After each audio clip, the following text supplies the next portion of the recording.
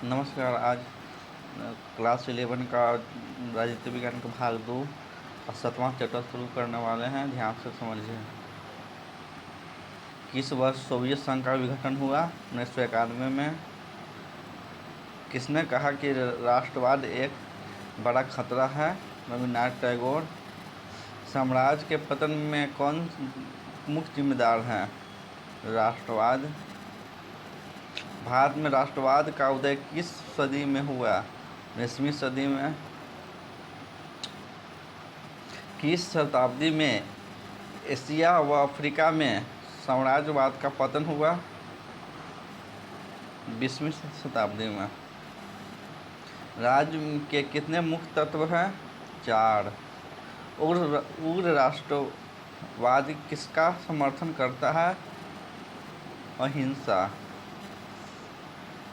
किस राष्ट्रवाद ने यह आग्रह किया कि जाति राज्य के ऊपर है? जर्मन राष्ट्रवाद। इनमें कौन सा सर्वश्रेष्ठ राष्ट्रवाद है? उदारवादी राष्ट्रवाद। 1871 ईस्वी में किन राज्यों का राष्ट्रीय एकीकरण हुआ? इटली एवं जर्मनी। राष्ट्रवाद को कल्पित समुदाय किसने कहा? Benedict Anderson. जर्मनी का एकीकरण किस वर्ष हुआ था? 1990। टैगोर व गांधी जी के अनुसार राष्ट्रवाद किसका शत्रु है?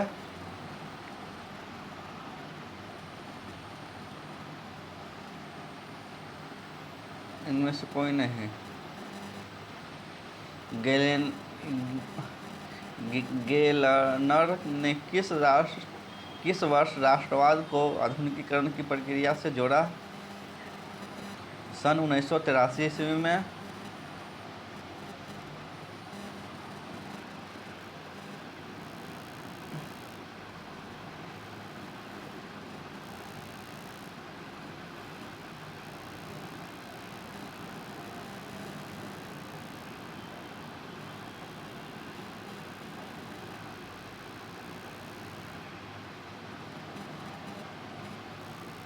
राष्ट्रवाद किस प्रकार से बाकी सामूहिक संबद्धताओं से अलग है?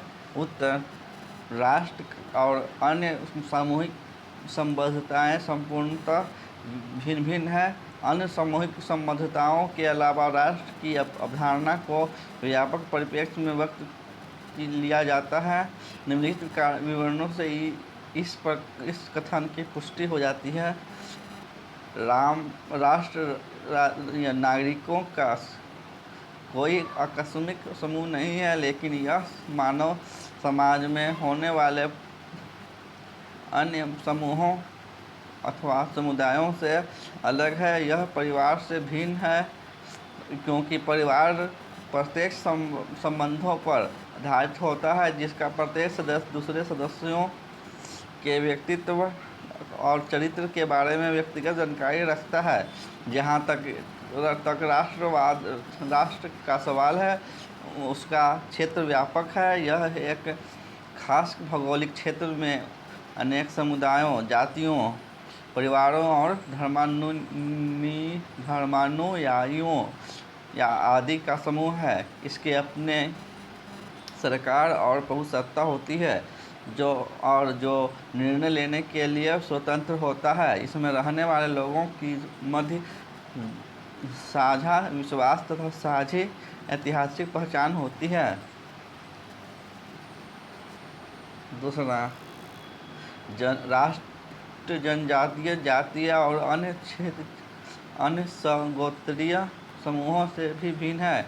इन समूहों में विवाह तथा वंश परंपरा सदस्यों को आपस में जोड़ती है। इसलिए यदि हम सभी सदस्यों को व्यक्तिगत रूप से नहीं भी जानते हों, तो भी जरूरत पड़ने पर हम उन सूत्रों को ढूंढ सकते हैं जो हमें आपस में जोड़ते हैं। परंतु राष्ट्र के सदस्य के रूप में हमें अपने राष्ट्र के अधिकतर सदस्यों को सीधे तौर पर न कभी जान पाते और न ही उनके साथ वंशानुगत नाता जोड़ पाते।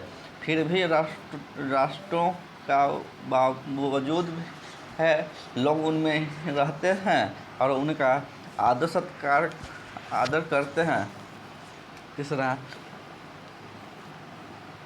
सामान्यतया यह माना जाता रहा है कि राष्ट्रों का निर्माण ऐसे समूहों द्वारा किया जाता है जो कुल अथवा भाषा अथवा धर्म या फिर जातीयता जैसी कुछ एक निश्चित पहचान का सहभागी होता है, लेकिन ऐसे निश्चित विशिष्ट गुण वास्तव में ही नहीं जो सभी राष्ट्रों समान रूप से मौजूद हो।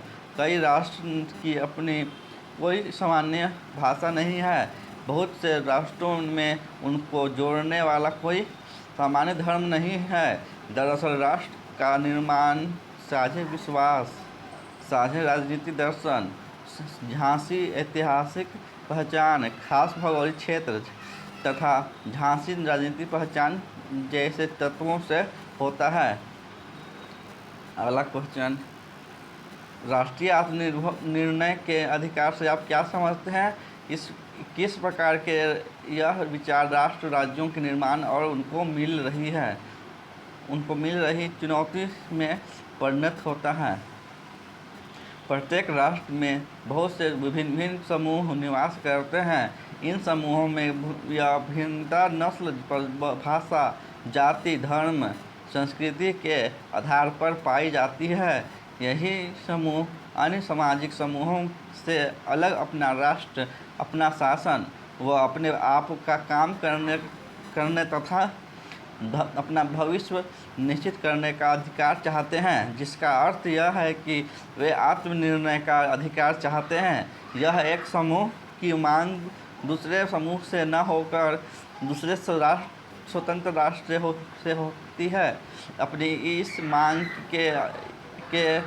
मांग में एक अलग इकाई अथवा एक अलग राज्य की काफ़ी समूह को मान्यता देने तथा उसे मान्यता को स्वीकृति देने पर बल दिया जाता था।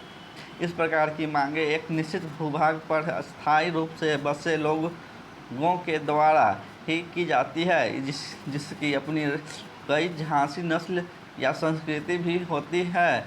कुछ मांगें स्वतंत्रता से जुड़ी हो सकती है तथा कुछ ऐसी मांगें भी हो सकती है जिनका संबंध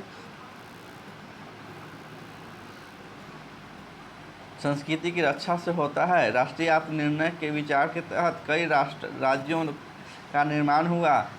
प्रथम विश्व युद्ध के बाद राज्यों के पुनर्व्यवस्था में एक संस्कृति, एक राज्य, एक विचार को आजमाया गया।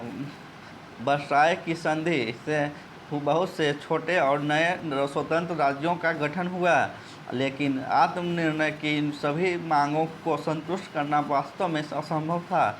इसके अलावा एक संस्कृति, एक राज्य की मांग को संतुष्ट करने से राज्यों की सीमाओं में परिवर्तन आए। इससे सीमाओं के एक ओर से दूसरे ओर तक बड़ी संख्या में लोग विस्थापित हुए। इसके परिणाम स्वरूप लाखों लोगों के घर उजड़ गए और उस जगह से उन्हें बाहर ढकेल दिया जहां पीढ़ियों से उनका घर था। बहुत से लोग सांप्रदायिक दंगों के शिकार हुए। राज्यों की सीमाओं में आए बदलाव के कारण मानव जाति को भारी कीमत चुकानी पड़ी। इस प्रयास के बाद भी यह सुनिश्चित करना संभव नहीं हो सका कि नवगठित राज्यों में केवल एक ही नस्ल के लोग रहें। वास्तव में ज़्यादातर राज्यों की सीमाओं के अंदर एक से ज़्यादा नस्ल संस्कृति में लोग रहते थे। ये छोटे छोटे समुदायों राज्यों के अंदर अल्पसंख्यक थे तथा हमेशा असुरक्षा की भावना से ग्रसित रहते थे।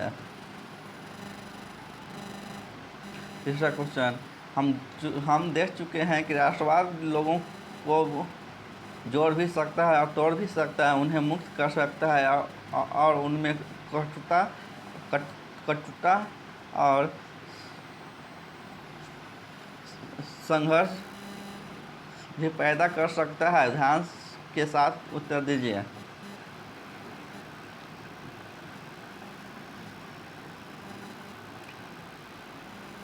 राष्ट्रवाद के विषय में उपरोक्त कथन अक्षरश सत्य है। इसकी सत्यता साबित करने के लिए हम कोई उदाहरण को सहारा ले सकते हैं। 19वीं शताब्दी के यूरोप में राष्ट्रवाद के कई छोटी छोटी रियासतों के एकीकरण से बृहत्तर राष्ट्र राज्यों की स्थापना का मार्ग प्रशस्त किया। आज के जर्मनी और इटली का गठन एकीकरण सुदृढ़ीकरण की इसी प्रक्रिया के द्वारा हुआ था। लातीनी अमेरिका में बड़ी संख्या में नए राज्यों की स्थापना की गई। राज्यों की सीमाओं के सुदृढ़ीकरण के साथ ही स्थानीय निष्ठाएं तथा बोलियां भी उत्तरोत्तर राष्ट्रीय निष्ठाओं व सर्वमान्य जनभाषाओं के रूप में विकसित हुई। नए राष्ट्र के लोगों ने एक नई पहचान अर्जित की जो राष्ट्र राज्य की सदस्यता पर आधारित थी। इसके साथ ही यह भी देखा गया कि राष्ट्रवाद ने बड़े बड़े साम्राज्यों को गिराया भी है। यूरोप में 20वीं शताब्दी की शुरुआत में ऑस्ट्रियाई, हंगेरियाई और रूसी साम्राज्य तथा उनके साथ एशिया तथा अफ्रीका में ब्रिटिश पुर्तगाल साम्राज्य, फ्रांसीसी डच के विघटन के मूल में राष्ट्रवाद ही था। भारत का अन्य पूर्व उपनिवेशों के औपनिवेशिक शासन से स्वतंत्र होने के संघर्ष भी राष्ट्रवादी संघर्ष थे। चौथा क्वेश्चन, वंश, भाषा, धर्म, नस्ल में से कोई भी पूरे विश्व में राष्ट्रवाद के लिए साझाकरण होने का दावा नहीं कर सकता। टिप्पणी कीजिए। उक्त तथ्य पूर्णतः सत्य है। आमतौर पर ऐसा माना जाता है कि राष्ट्रवाद का निर्माण ऐसे समूह के माध्यम से किया जाता है जो कुल या भाषा अथवा धर्म या फिर जातीयता जैसे कुछ एक निश्चित पहचान का सहभागिता प्राप्त होता है, लेकिन ऐसे निश्चित विशिष्ट गुण वास्तव में ही नहीं जो सभी राष्ट्रों में समान रूप से मौजूद हो। भारत में विभिन्न भाषाएं बोली जाती है। अनेकों नस्लों या कुल के लोग यहाँ रहते हैं। कनाडा में अंग्रेज़ों और फ्रांसीसी भाषी लोग साथ रहते हैं। अमेरिका में भी इसी तरह का विविधताएं देखने को मिलती है।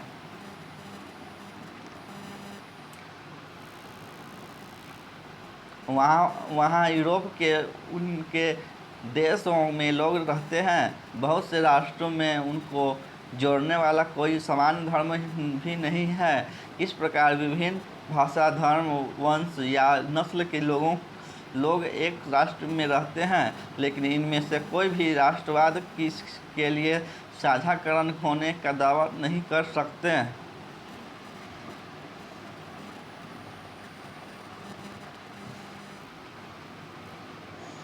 पांचवा क्वेश्चन, राष्ट्रवादी भावनाओं को प्रेरित करने वाले कारकों पर साधारण रोशनी डालिए। राष्ट्रवादी भावनाओं को प्रेरित करने वाले कारक निम्नलिखित हैं। भौगोलिक एकता, बहुत से सारे राष्ट्रों की पहचान एक खास भौगोलिक क्षेत्र से जुड़ी हुई है। किसी खास भू क्षेत्र पर लंबे समय तक साथ ही रहना, उससे जुड़ी साझे अतीत की यादें लोगों को एक सामूहिक पहचान को बोध करती है। ये उन्हें एक होने का एहसास भी देती है। इसलिए यह आश्चर्यजनक नहीं है कि जो लोग स्वयं को एक राष्ट्र के रूप में देखते हैं, एक गृह भूमि की बात करते हैं, ये लोग जिस क्षेत्र पर अपना अधिकार जमाते हैं, जिस जगह रहते हैं, उस पर अपना दावा पेश करते हैं और उसे बहुत महत्व देते हैं। उदाहरणतः यहूदी लोगों ने अपने इतिहास में ज़्यादातर समय दुनिया के विभिन्न हिस्सों में फैले रहने के बावजूद हमेशा दावा किया कि उनका मूल गृहस्थल फिलिस्तीन उनका स्वर्ग है। दूसरा, साझे राजनीतिक आदर्श।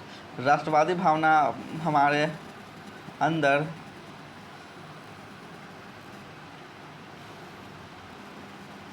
अपना स्वतंत्र राजनीतिक अस्तित्व बनाने की सामूहिक चाहत पैदा करती है। राष्ट्र के सदस्यों की इस बारे में साझा दृष्टि होती है कि वे किस प्रकार से के राज्य बनाना चाहते हैं। बाकी बातों के अलावा वे लोकतंत्र, धर्मनिरपेक्षता और उदारवाद जैसे मूल्यों और सिद्धांतों को स्वीकार करते हैं। लोकतंत्र कुछ राजनीतिक मूल्यों और आदर्श के लिए साझी प्रतिबद्धता किसी राजनीतिक समुदाय या राष्ट्र का सर्वाधिक वांछित आधार होता है। इसके अंतर्गत राजनीतिक समुदाय के सदस्य कुछ दायित्वों से बंधे होते हैं। अगर राष्ट्र के नागरिकों अपने सहान नागरिकों के प्रति अपनी जिम्मेदारियों की जान और मान लेते हैं तो इससे राष्ट्र मजबूत बनता है। साझी ऐतिहासिक पहचान राष्ट्रीय भावनाओं को प्रेरित करने साझी ऐतिहासिक पहचान में महत्वपूर्ण योगदान है। किसी भी देश में विदेशी आक्रमणकारियों के विरुद्ध छेड़ा गया कोई भी संघर्ष राष्ट्रवाद के निर्माण में सहायक होता है। 1857 का स्वतंत्रता संग्राम, जलियांवाला बाग आदि घटनाएं आज भी भारतीयों में राष्ट्र के प्रति जोश पैदा करती है। संकट के समय नेता इतिहास की उन घटनाओं का उन वीरों पुरुषों की कुर्बानियों के आधार पर जनता से संकट का सामना करने के लिए प्रेरित करते हैं।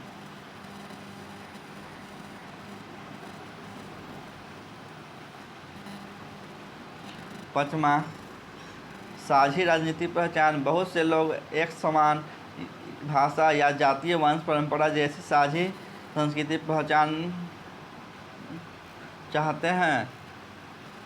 कहने की ज़रूरत नहीं है कि भाषा बोलना आपसे संवाद को काफ़ी आसान बना देता है। समान धर्म होने पर बहुत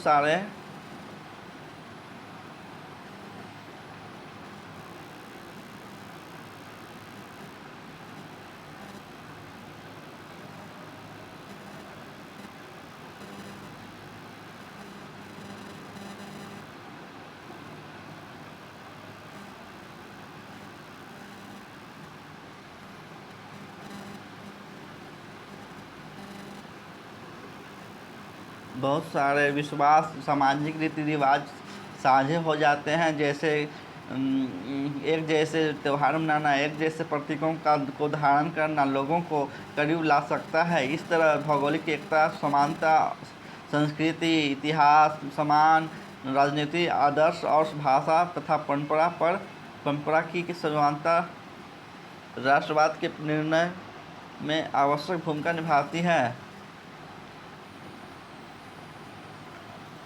छठा क्वेश्चन, संघर्षरत राष्ट्रवादी आकांक्षाओं के साथ बर्ताव करने में तानाशाही की अपेक्षा लोकतंत्र अधिक समर्थ होता है, कैसे? लोकतंत्र व्यवस्था के अंतर्गत विभिन्न सांस्कृतिक तथा नस्लीय पहचान के लोग देश में समान नागरिक तथा साथियों के प्रकार यह अस्तित्वपूर्वक रह सकते हैं। यह न केवल आत्मनिर्णय के लिए नए दावों के उभार से उत्पन्न होने वाली समस्याओं के समाधान के लिए, लेकिन मजबूत और एकताबद्ध राज्य बनाने के लिए जरूरी होगा। इससे राष्ट्र राज्य अपने शासन में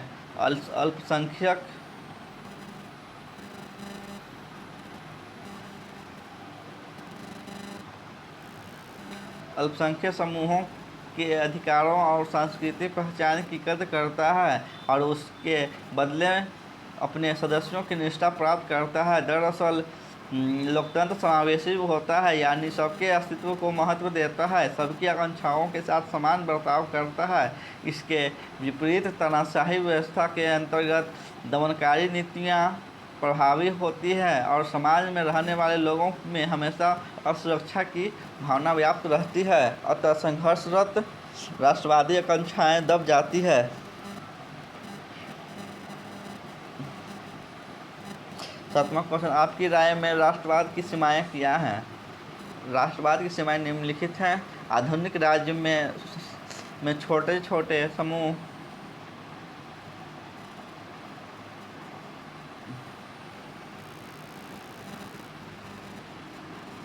निजी स्वार्थ की वजह से आत्मनिर्णय की मांग करते हैं। यदि इनकी मांगों को स्वीकार कर लिया जाए तो एक राज्य में विभिन्न राज्यों स्थापित हो जाएंगे। यहाँ विकास नहीं पतन की संभावनाएं अधिक होती है। दूसरा, राष्ट्रीय राज्यों के जन्म के कारण को सही नहीं माना गया, क्योंकि विद्वानों का मानना है कि इसकी वजह से जातीय, भाषाई व क्षेत्रीय श्रेष्ठता की भावना पैदा हो जाती है, जिसके कारण तानाशाही प्रवृत्ति के विकसित होने की संभावनाएं प्रबल हो जाती है और उनकी अपनी स्वतंत्रता भी खतरे में पड़ जाती है। राष्ट्रवाद में अपनी संस्कृति को उच्च मानने तथा दूसरों को तुच्छ मानने की भावना पैदा हो सकती है। दूसरे राष्ट्र के प्रति संकुचित दृष्टिकोण अपनाना राष्ट्रवाद को सीमित करना माना जाता है। जिस राष्ट्र के नागरिक हमेशा व्यक्तिगत हितों की पूर्ति में लगे रहते हैं, वहाँ पर राष्ट्रीय भावनाएं आहत हो जाती है। अगला, जातीयता तथा प्रांतीयता जैसी भावनाएं भी राष्ट्रवाद को सीमित करती है। धन्यवाद। यह चैप्टर समाप्त हुआ।